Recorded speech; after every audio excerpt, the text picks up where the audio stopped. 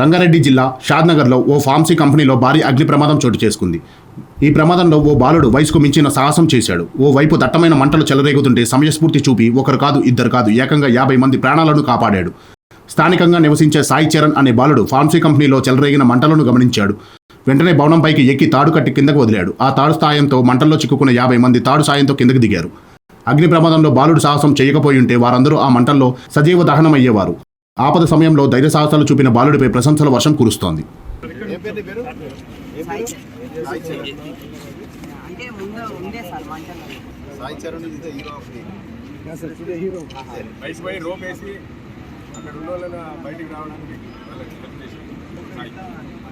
సాయి కుమారా?